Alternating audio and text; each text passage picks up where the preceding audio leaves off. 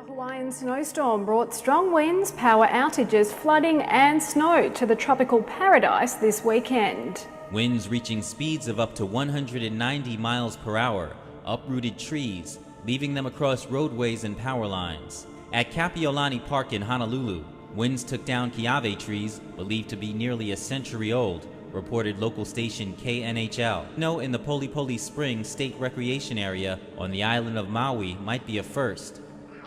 Sam Lemo, administrator of Hawaii's Department of Land and Natural Resources, said that, quote, "We rarely, if ever, have seen the combination of record-high onshore waves coupled with gale-force winds." A dangerous winter storm swept through Hawaii, bringing down trees and power lines, which caused blackouts. Lifeguards scrambled to keep people safe from giant waves, which crashed over walls and onto roads. One of the hardest hit areas as far as coastal flooding is concerned is here at Haleiwa, where ocean water spilled over onto the roadway. In some places it was almost a foot deep earlier, but the swell here, nothing compared to further down the road on the North Shore near Sharks Cove. North Shore lifeguard Brian Phillips keeps a watchful eye on Sharks Cove. This wave event is on another level, super dangerous. The waves are washing over the roads in multiple places. It's a weather event and a wave event that people have never seen in some of their lifetimes. Yeah, and then I'll also have video of you down there on the rocks. Look at that guy right there. I mean, hey! But even during our brief interview, I'll go down with you. Ryan's focus was on safety. We spotted a young man on the rocks trying to get that perfect picture. People don't listen, right?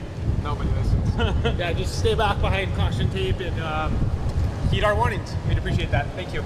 Over at Waimea Bay, I would love to see a huge swell. I would love to see a 60-foot wave. I've been out here about 7 times, 8 times, and this is probably the biggest I've seen it. another beach closure forced sightseers to watch from the highway. We came out here to see the big waves because I just love weather, just love the weather. And I live in New Hampshire, so this is a big difference for New Hampshire, no snow. It was just a little past noon when intense winds began changing things on the North Shore. Well, I've never seen anything like this. I live in Oregon, and we don't have anything like this. It's wonderful. Some of the worst conditions along Sunset Beach. We have wind in West Virginia that's a lot colder, but this is awesome. We don't have this view and this much wind. It's just once in a lifetime right here. Brent Williamson says looking out at the ocean is a reminder of just how powerful Mother Nature can be.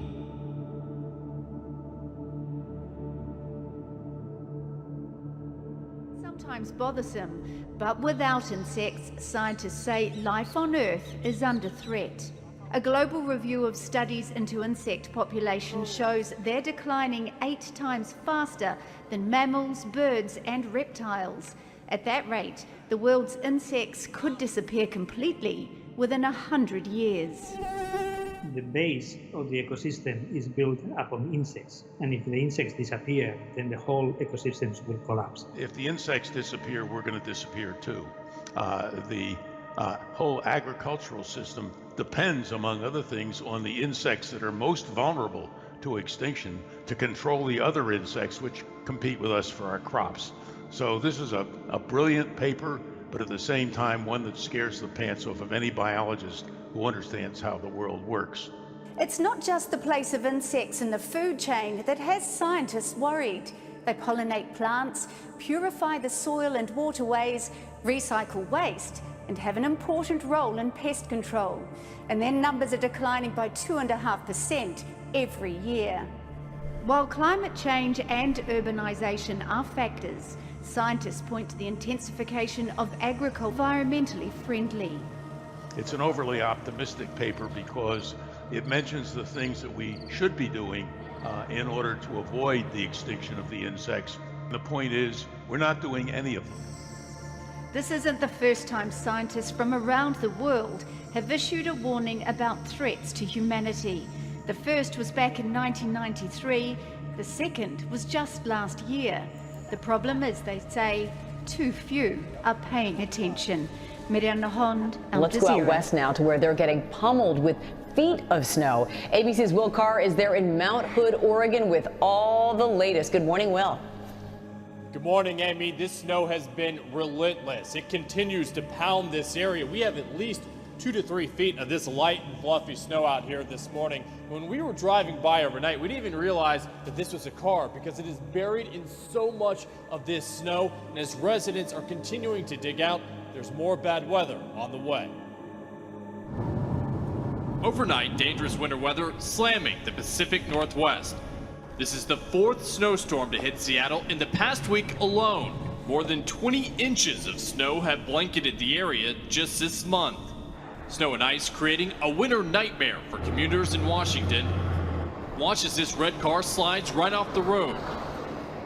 Snow shutting down interstates and highways, causing numerous crashes, 2 tractor trailers colliding. One state trooper says these are the worst conditions he's seen in almost a decade. A steady stream of plows scraping ice off the runways. Thousands of passengers stranded. This is the most snow SeaTac has ever seen in the month of February. The region getting so much snow so quickly, the roof on this house collapsing, seriously injuring an elderly man. This morning, fears heavy snow and rain could trigger landslides. We're expecting more snow and rain up and down the West Coast in the coming days. George. Geek.com reports that a winter storm has hit the Hawaii Islands, with officials warning residents of gusty winds, rain, high surf, and even snow. Hawaii's Department of Land and Natural Resources Division of State Parks is reporting that for perhaps the first time ever, snow has fallen in a Hawaii state park. Video captured by Kimberly Espana and posted by Maui Watch on Instagram shows roads at the Poli Poli State Park blanketed in white. Footage of snow falling in Haleakala National Park and people enjoying the rare occurrence in Maui have also been posted to social media. The DLNR said the forecasters were spot on with their predictions, calling the storms an unprecedented. Reuters reports a senior Revolutionary Guards commander said on Monday that Iran would demolish cities in Israel to the ground if the United States attacked the Islamic Republic. Yadallah Javani, the Guard's deputy head for political affairs, was quoted as saying, "The United States does not have the courage to shoot a single bullet at us, despite all its defensive and military assets. But if they attack us, we will raze Tel Aviv and Haifa to the ground." He was speaking at a rally celebrating the 40th anniversary of the Islamic Revolution. Reuters reports North Korea has continued to produce bomb fuel while in denuclearization talks with the United States, and may have produced enough in the past year to add as many as 7 nuclear weapons to its arsenal. This is according to a study released just weeks before a planned second summit between the North Korean leader and U.S. President Donald Trump. However, the country's freeze on nuclear and missile testing since 2017 means that North Korea's weapons program probably poses less of a threat than it did at the end of last year. 300 Filipinos, mostly children, have been infected with measles from January 1st to February 9th this year. Health authorities said February 11th the cases included 70 confirmed deaths. Last week, the health department announced a measles outbreak in Metro Manila and parts of Luzon and central and eastern Visayas. Most of the cases were recorded in the national capital region, followed by Calabarzon, warned a possible measles outbreak due to the low turnout rate in previous immunization campaigns. Parents have been reluctant to have their children vaccinated amid the dengue vaccine mess. President Rodrigo Duterte will reportedly take part in an upcoming information drive aimed at gaining back the Filipino parents' confidence in the government's immunization. Pakistan is facing nationwide fuel shortages, and it's affecting all sectors of the economy, from major industries to consumers. Kamal Haider has this report from Islamabad. It's another cold, wintry morning in Islamabad, and the tea houses, of course, are doing brisk business because of the cold weather. But hotels across the country, including businesses such as bakeries, are complaining that the Sui Northern Gas Pipeline system is not able to give them the gas necessary to keep their businesses running. The country is seeing a shortfall of almost 50% and above when it comes to the gas delivery pipeline system because of delays at the shipping end, and that also caused by rough weather. Consumers such as these are already complaining that they're paying far too much for their gas bills. Our previous bills were 60 to 65,000, but from last month it increased incredibly. I went to gas office, they said gas is going to be expensive and you have to pay it. We have this small business and we have to pay sellers and other expenses. We are thinking to shut down our business. We are fed up of paying bills. We are not able to give education to our children. We are paying electricity bills or gas bills. This is just tormenting us. We've come here at the gas office, but no one's listening to us. This is indeed a serious crisis for a country which is already cash-strapped. The Pakistani rupee is losing its value, and it seems the people here across the country are now also losing their patience. A seemingly endless petrol queue in San Cristobal, one of dozens that goes on and on. More than 200 cars until we lose count, all waiting and praying that they'll be able to fill up before the pump runs dry. People sleep in their vehicles, like Luis Hevia, who's been in the queue for 3 days. Look, here we are suffering. We haven't eaten. We smell like monkeys and all these people jumping the queue. How do they expect this country to function? We need support. In the country with the world's largest oil reserves, scarcity of petrol isn't new, especially here in Táchira, which shares a border with neighboring Colombia. This has been happening for at least 3 years, but every day it's worse. The list of reasons is long. With hyperinflation surpassing 1,000,000%, petrol is practically free. This bill is worthless, and if people don't have change, they don't have to pay at all. And this has been feeding a widespread smuggling racket. Vehicles like this one have not one but 2 fuel tanks that can hold more than 200 liters of the world's cheapest petrol, much of which makes its way across the border into Colombia. It is a black market, a lucrative business that's controlled by Colombian paramilitary and left-wing guerrilla groups. But it's an open secret that it would be impossible without the participation of Venezuela's armed forces and police, who are supposed to patrol the border. Freddy the border. Because the price difference between Colombia and Venezuela is too large. Here, 20 liters cost 20 bolívares. You cross the border, and that same container costs 1 million. The profit is extraordinary, unimaginable for these mafias. He says authorities are cracking down on corrupt officials, although locals insist it hasn't made a dent. 6 months ago, President Nicolás Maduro had promised to raise prices to make smuggling less attractive, but still hasn't done so. And there's another problem. Venezuela's state oil company is producing only a fraction of what it used to and must import petrol. That's now even harder because of new U.S. economic sanctions. In the meantime, ever-resourceful residents of Táchira have introduced a new service for those who can afford it, paying for someone to take your place to spend the night in the queue. Lucia Newman, San Cristobal, Venezuela. According to CNN, the French Interior Minister has announced a 74% rise in anti-Semitic acts across the country over the past year, amid a series of incidents in Paris in recent days, including the desecration of a memorial to a murdered Jewish man. On Monday, municipal workers discovered that a tree planted in memory of Ilan Halimi in a Paris suburb was chopped down, while another was cut in two. Halimi, 23, was kidnapped, tortured, and murdered in an anti-Semitic attack in 2006. The attack on Halimi's memorial is just one of at least 4 widely reported acts of anti-Semitism in Paris since Sunday. According to Reuters.com, a senior commander in Iran's Revolutionary Guard said on Monday that Tehran will not withdraw its forces from the region, dismissing U.S. calls that Iranian regional influence should be curbed.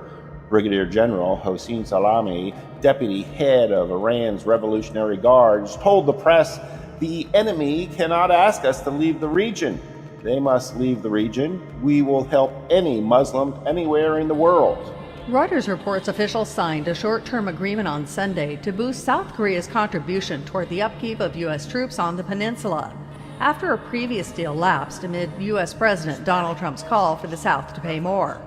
About 28,500 U.S. troops are stationed in South Korea. The new deal must still be approved by South Korea's parliament, but it would boost its contribution to 1.03 trillion won, which is about $890 million, from 960 billion won in 2018. Now, and the looming prospect of another government shutdown. Congress has until midnight Friday to strike a deal, but talks on Capitol Hill have stalled, and the president is signaling again that he might go around Congress by declaring a national emergency to build his border wall. Our senior congressional correspondent Mary Bruce has the latest. Good morning, Mary.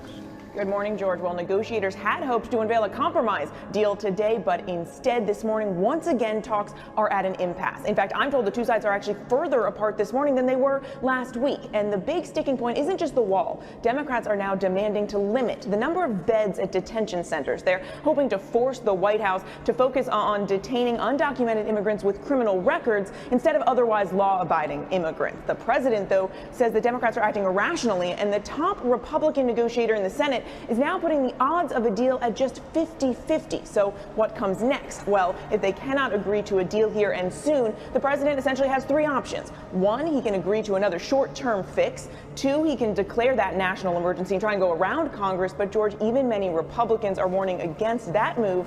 Or three, he could shut down the government again, which the White House is not ruling out. There is no appetite on Capitol Hill for a shutdown right now. The other thing the president is doing is going to El Paso tonight, trying to make his case for the wall. Not clear it's going to help.